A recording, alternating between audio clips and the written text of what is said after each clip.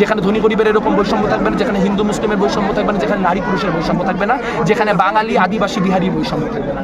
কিন্তু আমরা 54 বছর সেটা নিশ্চিত করতে পারি নাই। এটা আমাদের চরম দুর্ভাগ্য এবং আমাদের গ্লানি যে এই যে লাখো লাখো মানুষের মৃত্যুর মধ্য দিয়ে, লাখো লাখো নারীর ট্রমার মধ্য দিয়ে আমরা যে বাংলাদেশ পাইছি, সেই বাংলাদেশকে যেই উচ্চতায় পৌঁছানো দরকার ছিল সেই উচ্চতায় আমরা পৌঁছাইতে পারি নাই। তবে এখন যারা 71-এ আমাদের মুক্তিযুদ্ধের বিরোধিতা করছিল তারা যদি বলে যে 54 বছর তো উন্নতি হয় নাই, তাহলে এখন আমাদের হাতে ক্ষমতা দাও, আমরা উন্নতি করব। এই ধরনের বাজে কথাবার্তা আমরা বিশ্বাস করি না। কারণ যারা বাংলাদেশটাই চায় না, তারা বাংলাদেশটার ক্ষমতা হাতে পাইলে কি করবে, এটা একটু চিন্তা করা আমাদের সবার বোধহয় প্রয়োজন। আমাদের একটু চিন্তা করা প্রয়োজন যে আজকে তারা 14 ডিসেম্বরের ইতিহাস বুঝতেছে, কালকে যদি তারা সুযোগ পায় তারা গোটা 9 মাসের ইতিহাসই বুঝবে কি। আমরা দেখতে পাচ্ছি বলা হচ্ছে যে গোলাম আজম নিজামী তারা নাকি বাংলার সূর্য সন্তান।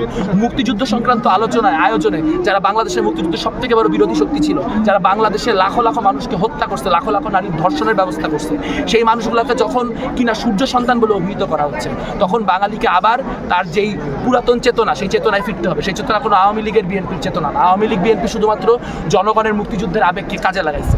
কাজে জনগণের প্রতি আহ্বান থাকবে, আমাদের যে মুক্তিযুদ্ধের চেতনা সেটা কোনো দলের কাছে বর্গা দেওয়া যাবে না।